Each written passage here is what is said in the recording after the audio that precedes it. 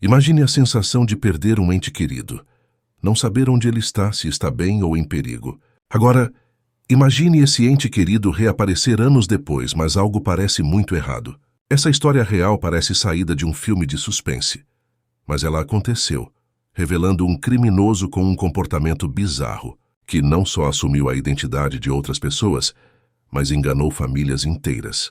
Vamos falar hoje sobre um desaparecimento misterioso que levou a uma trama complexa, com mentiras, fraudes e uma reviravolta chocante.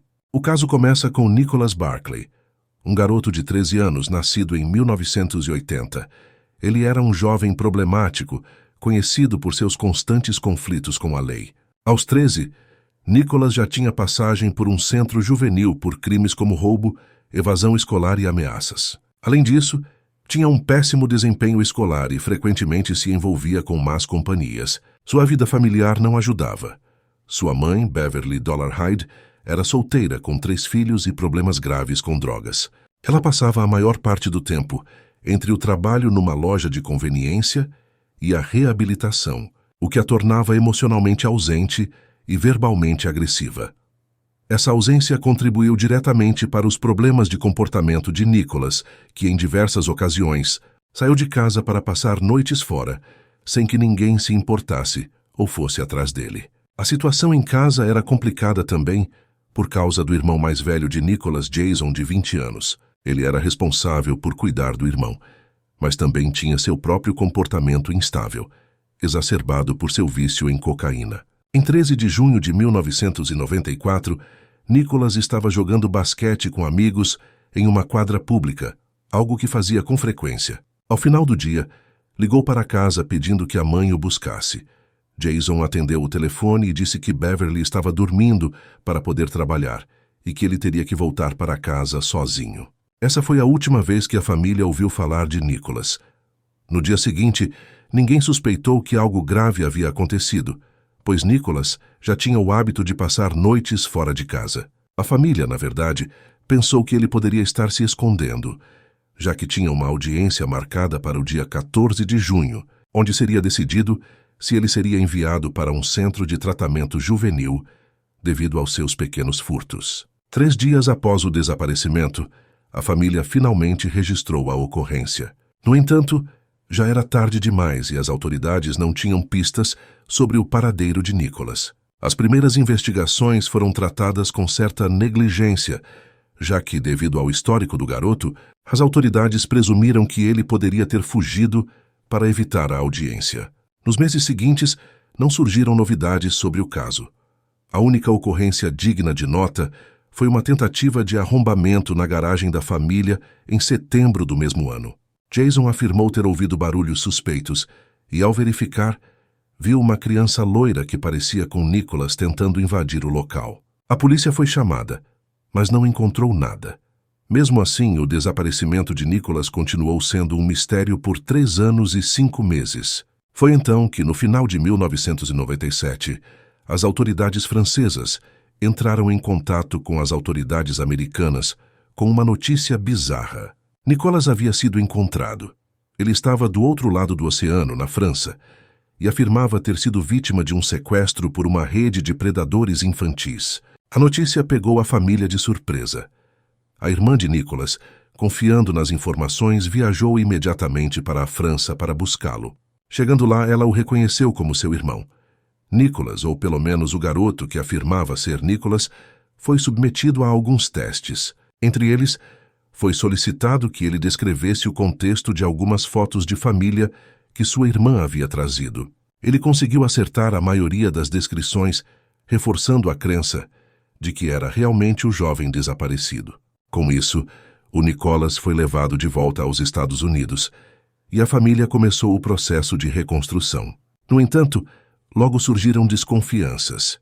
O comportamento de Nicholas estava drasticamente diferente. Antes ele era um garoto hiperativo, sempre se metendo em problemas. Agora ele estava retraído, calado e com um comportamento muito mais introspectivo. Os vizinhos começaram a comentar sobre essas mudanças e logo surgiram rumores de que aquele jovem não era Nicholas. As mudanças físicas também chamavam a atenção. Seus olhos, que antes eram azuis, agora estavam castanhos. Seu cabelo, que era loiro, estava mais escuro.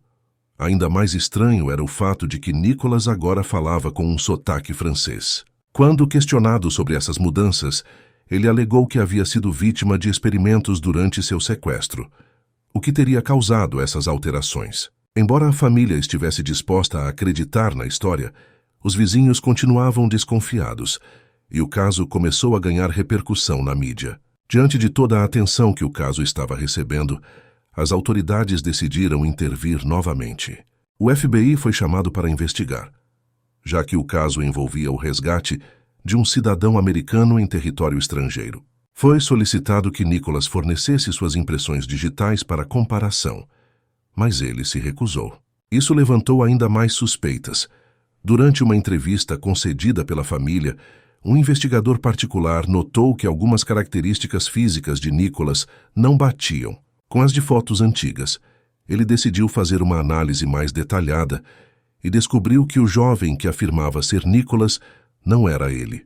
O verdadeiro nome do rapaz era Frédéric Bourdin, um notório impostor francês conhecido como o Camaleão.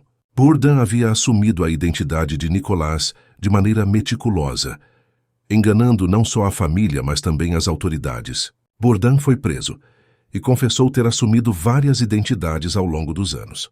Ele alegou que tinha uma profunda necessidade de afeto e que se sentia compelido a se passar por outras pessoas, geralmente jovens desaparecidos, para conseguir a atenção que nunca teve.